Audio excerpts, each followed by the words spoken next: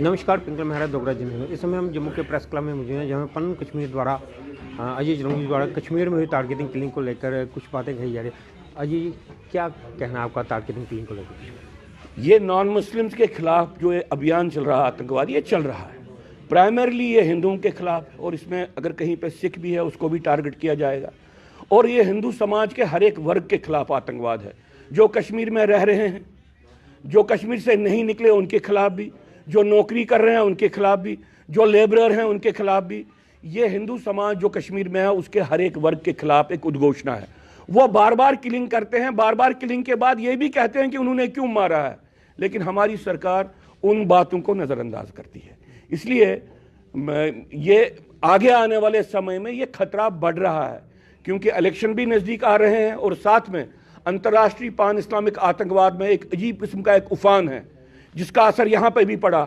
हमस Israel के बाद Israel जंग जो चल रही है, उससे यहाँ के पान इस्लामिक आइडियोलॉजिकल एक्टिविटी बहुत इंक्रीज हो गई है, पान इस्लामिक इंडोक्ट्रिनेशन इंक्रीज हो गई है।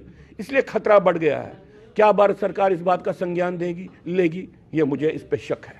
आपको कैसा लगता है कि ये इसराइल और हमास के जंग के बाद जम्मू कश्मीर में इस तरह की एक्टिविटीज़ बढ़ गई हैं?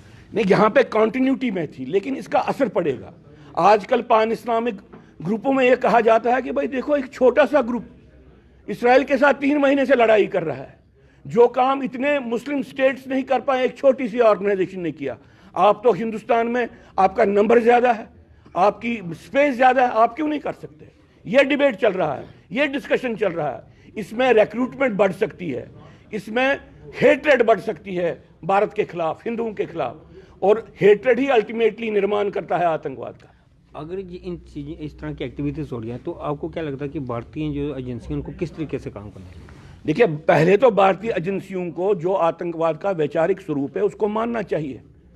वो अंदर से मानते हैं, लेकिन बाहर से ऑप्शनल लेवल पे नहीं मानते हैं। और जब ऑप्शनल लेवल पे नहीं मानते हैं तो वो कैसे पॉलिसी का निर्माण कर पाएंगे? अगर भारत सरकार ये बोलती है कि भाई नॉर्मलसी है, फिर वो कैसे हाई अलर्ट रख सकते हैं? और कैसे कह सकते हैं कि भाई आप हाई अलर्ट रखो? अगर आप रोज उद्घोषणा करते हो यहाँ पे तो सब कुछ नॉर्मल है, फिर आप कैसे कह सकते हो कि आप पिकेट्स को बढ़ा दो? फिर आप कैसे कह सकते हो आप एरिया डोमिनेंस रखो? आप नहीं रख सकते, क्योंकि वो आपके पॉलिटिकल ऑब्जेक्टिव को फिर काट लेगा। पहले तो मानो यार यहाँ पे इनस्टेबल सिचुएशन है, कुछ फर्क नहीं पड़ा, आप क्लियरली बोलो कि भाई हालात है।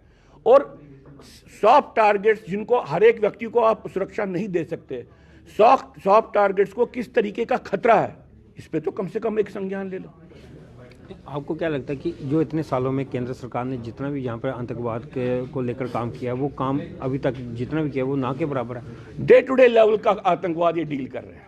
ये ऐसी बात है, आप आतंकवाद के वृक्ष को रहने दे रहे हो, उसको आप सींचते हो, और आतंकवाद के पत्तों को आप काटते हो। अभी तक उन्होंने आतंकवाद के पत्तों को काटा है, उसके रूट्स को, उनकी टहनियों को, उसको नहीं काटा है। ये थे अजय चरंगी जी, जिनका साफ तौर पे कहना है आतंकवाद के इस मुद्दे को लेकर। अब आप सब लोगों की इस पर क्या राय है, अपनी राय कमेंट बॉक्स में दीजिएगा। इस तरह के और अपडेट के लिए यूँ ही देखते रहिए दोगरा जनसंघ। नमस्कार।